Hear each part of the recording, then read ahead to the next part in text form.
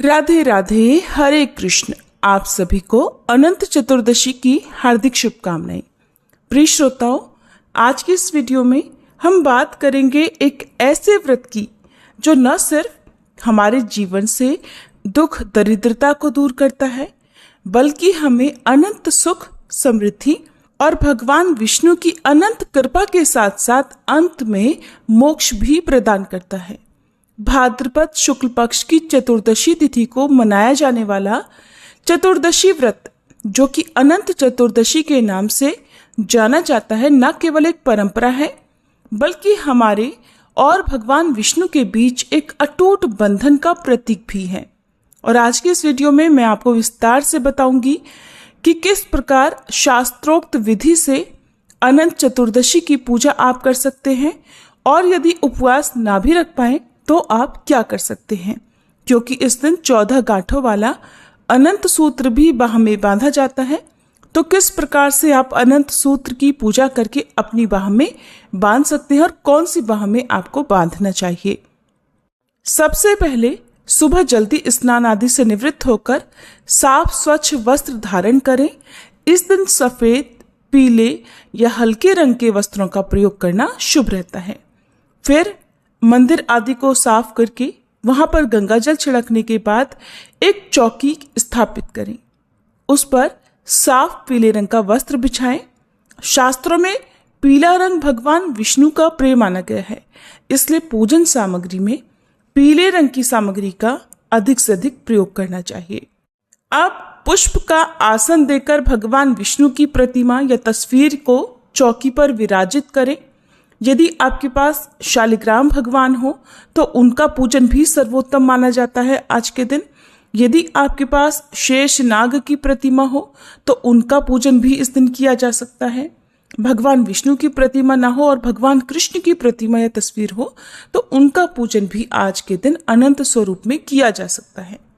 अब प्रतिमा के दाईं ओर एक कलश स्थापित करें। कलश स्थापित करने से माना जाता है कि घर में सभी शुभ शक्तियों का वास हो जाता है और पूजा भी सफल मानी जाती है।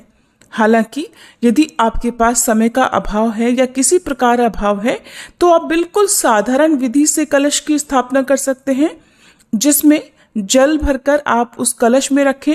3, 5 या 7 दूर्वा डालें, 1 का सिक्का, 1 हल्दी की गांठ डालें। और इसके बाद यदि आम या अशोक के पत्ते हैं तो आम या अशोक के पत्ते ऊपर से स्थापित करें।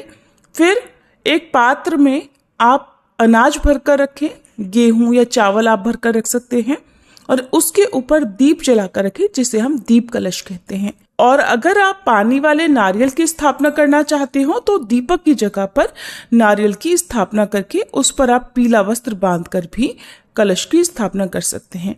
कलश की स्थापना करना बिल्कुल भी संभव ना हो तो आप केवल प्रतिमा विराजित करके जिस तरह से आप साधारण विधि से पूजा करते हैं उस प्रकार से भी पूजा कर सकते हैं। अब दीपक प्रज्वलित करें। गाय के घी का या फिर तिल के तेल का दीप प्रज्वलित करें, दीपक को प्रणाम करें। और फिर सबसे पहले आप गणेश जी की स्थापना करने के साथ ही गणेश जी का पूजन करें। इसके बाद भगवान विष्णु, माता लक्ष्मी जी और शेषनाग सहित आप अपने सभी आराध्य देवी देवताओं का भी ध्यान करें, उनका भी पूजन करें। ध्यान रखें, आज की पूजा में 14 गांठों वाला धागा जरूर रखा जाता है, जिसे अनंत सूत्र कहते हैं।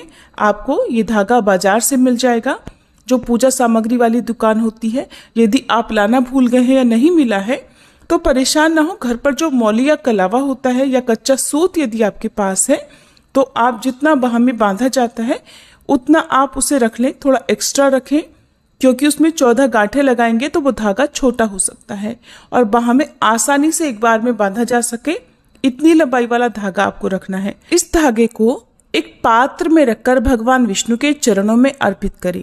यदि रेडीमेड धागा है तो आप उस पर गंगा जल छिड़ककर कच्चा दूध अर्पित करने के बाद भगवान के चरणों में अर्पित करें। और अगर आप घर पर ही अनंत सूत्र बना रहे हैं तो पीला वाला कलावा लेकर या रेशमी धागा लेकर उस पर 14 गांठें लगाते हुए ओम अनंताय नमः इस मंत्र का जाप करते रहें।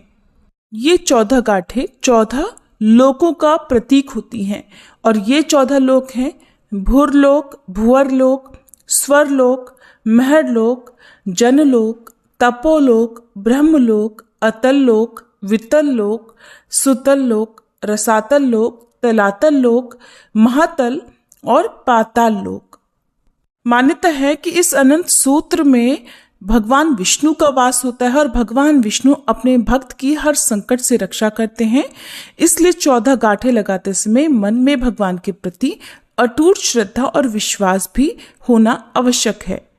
पांडवों द्वारा जुए में अपना राजपाट हार जाने के बाद उन्होंने श्री कृष्ण से पूछा था कि दोबारा राजपाट कैसे प्राप्त हो और इस कष्ट से कैसे छुटकारा मिले। तब इसका उपाय बताते हुए श्री कृष्ण ने उन्हें सपरिवार अनंत चतुर्दशी का व्रत रखने को कहा था। भगवान ने कहा था कि चातुर्मास में भगवान विष्णु शेषनाग की शैया पर अनंत शयन में रहते हैं और अनंत भगवान ने ही वामन अवतार में 2 पग में ही तीनों लोकों को नाप लिया था। इसके बाद न तो आदि का पता है न अंत का, इसलिए भी ये अनंत कहलाते हैं। इसलिए आज के दिन अनंत सूत्र का पूजन करने और अनंत सूत्र को बांधने से भक्तों के सभी कष्ट समाप्त हो जाते हैं। थोड़ी थोड़ी दूरी पर 14 गांठ लगाने के बाद अब इस सूत्र को आप एक पात्र में कच्चा दूध भरकर जिसमें रखा हुआ है उसमें थोड़ी हल्दी और केसर डालकर रखें। उसमें अनंत सूत्र को डुबोएं और भगवान विष्णु के चरणों में अर्पित कर दें। सभी देवी देवताओं को तिलक लगाने के बाद आप उन्हें वस्त्र रूपी मौली या कलावा अर्पित करें और इसके बाद मंत्रों का जाप करें। और इस दिन आप पूजा करते समय खुद से श्री सत्यनारायण भगवान की कथा पढ़ सकते हैं या सुन सकते हैं। और अगर आपकी सामर्थ्य हो तो इस दिन पुरोहित जी को बुलवाकर उनके द्वारा भी श्री सत्यनारायण भगवान की कथा आप करवा सकते हैं। और इसके अलावा श्री विष्णु सहस्त्रनाम का पाठ इस दिन करना चाहिए। भगवत गीता का पाठ कर सकते हैं, भगवत गीता के किसी मंत्र का जाप कर सकते हैं, अपने गुरु मंत्र का जाप भी इस दिन करा जा सकता है। और कोई भी मंत्र जो आपको आता हो उसका जाप भी इस दिन पूजा करते समय अवश्य करें। मंत्रों के जाप से, स्तोत्र पाठ से और कथा श्रवण या कथा पाठ से ही कोई भी व्रत पूर्णता को प्राप्त होता है। तो इस व्रत की कथा भी आप जरूर पढ़ें या सुने। कथा आपको हमारे चैनल पर भी मिल जाएगी, आप चाहें तो हमारे चैनल पर सुन सकते हैं। अब सबसे अंत में सभी देवी देवताओं की आप कपूर जलाकर आरती उतारें और ध्यान रखिएगा भगवान विष्णु को या शालिग्राम भगवान को भोग में तुलसी पत्र अवश्य अर्पित करें। इस दिन क्या क्या भोग आप लगा सकते हैं? आज के दिन आप सभी प्रकार के फलों का भोग, पंचामृत और दूध से बनी हुई मिठाइयों का भोग भी भगवान को अर्पित कर सकते हैं। भगवान श्री गणेश जी को तुलसी अर्पित नहीं करनी चाहिए, इस बात का आप भोग लगाते समय ध्यान करें। आज के दिन 14 की संख्या का विशेष महत्व होता है, तो आप भगवान को 14 प्रकार के व्यंजन, 14 तरह के फल या 14 तरह के मेवे आदि भी अर्पित कर सकते हैं। 14 तरह के मेवे ना हो तो 14 की संख्या में भी आप जैसे सुपारी, लौंग या ड्राई फ्रूट्स जो भी आपके पास हो, मखाने आदि, वो 14 की संख्या में अर्पित कर सकते हैं। मंदिर में कुछ दान दक्षिणा अर्पित करें जिसे आप बाद में पूजा संपन्न होने के बाद किसी ब्राह्मण देवता को या फिर किसी जरूरतमंद व्यक्ति को दान की अन्य सामग्रियों के साथ दान में दे सकते हैं। यदि आप चाहते हैं कि आपकी पूजा जल्दी स्वीकार हो तो आज के दिन आप पीली वस्तुओं का दान करें, जैसे केले का फल या पीली दालें, बेसन, हल्दी का दान या पीले वस्त्र का दान कर सकते हैं। साथ में एक तुलसी का पत्ता रखकर भी आप किसी योग्य व्यक्ति को दान में दें। इस प्रकार से पूजा करने के बाद सबसे अंत में क्षमा याचना करनी चाहिए और भगवान को पुष्पांजलि अर्पित करनी चाहिए ताकि आपकी पूजा और व्रत पूर्ण हो सके। अपने दाहिने हाथ में थोड़े पुष्प लेकर भगवान के चरणों में अर्पित करें और पूजा पाठ में मंत्रोच्चारण में हुई गलतियों के लिए क्षमा याचना करें।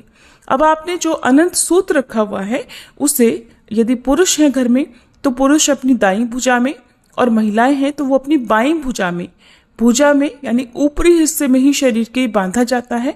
भुजा में बांधना संभव ना हो तो गले में भी इस अनंत सूत्र को बांधा जा सकता है। और यदि परिवार के सभी सदस्य अनंत सूत्र बांधना चाहते हो तो सभी सदस्यों के नाम से एक एक सूत्र एक ही पात्र में रखकर उसका पूजन करके फिर सभी सदस्य इस अनंत सूत्र को अपनी भुजा में बांध सकते हैं। सबसे अंत में क्षमा याचना करें, प्रार्थना करें कि हे अनंत भगवान, यदि पूजन में कोई त्रुटि रह गई हो तो क्षमा करें और अपनी कृपा से हमारी मनोकामनाएं पूर्ण करें।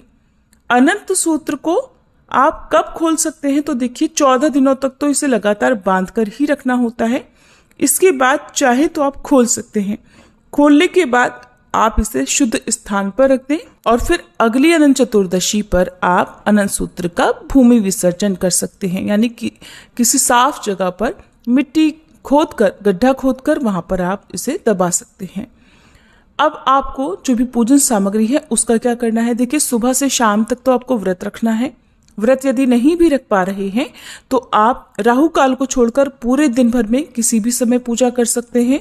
हालांकि पूजा करने के लिए सुबह और शाम का समय सबसे शुभ माना जाता है, तो आप पूजा करें और अगले दिन जो भी पूजन सामग्री है जो विसर्जन योग्य है, जैसे यदि कलश की स्थापना की है तो कलश के जल का, बासी पुष्प पत्रों का, अक्षत आदि का विसर्जन आपको करना चाहिए। मंदिर में जो दान दक्षिणा आपने चढ़ाई है उसे आप योग्य व्यक्ति को दान में दें, हो सके तो उसी दिन दान करना चाहिए। और जो भी दान की सामग्री आप देने की सामर्थ्य रखते हो उसका भी दान करें। और फिर अगले दिन आप पूजा का जो जल है वो किसी गमले में डाल सकते हैं। बाकी बचे हुए जल को घर के मुख्य द्वार सहित अपने घर के हर कमरे में छिड़कें और जो भगवान को भोग लगाया है उसे प्रसाद रूप में सभी लोगों में बांटें। यदि आपने उपवास रखा है तो केवल पंचामृत का सेवन आप उपवास वाले दिन कर सकते हैं, लेकिन तुलसी का पत्ता आपको व्रत का पारण करते समय ही ग्रहण करना है। यदि आपने व्रत रखा है तो अगले दिन आप सुबह को तुलसी का पत्ता और एक जल से व्रत का पारण करें। इसके अलावा अनंत चतुर्दशी के व्रत में भगवान विष्णु को प्रिय केला, आंवला और बेलपत्र ये भी अर्पित किए जाते हैं। बेल का फल भी आप भगवान विष्णु को अर्पित कर सकते हैं।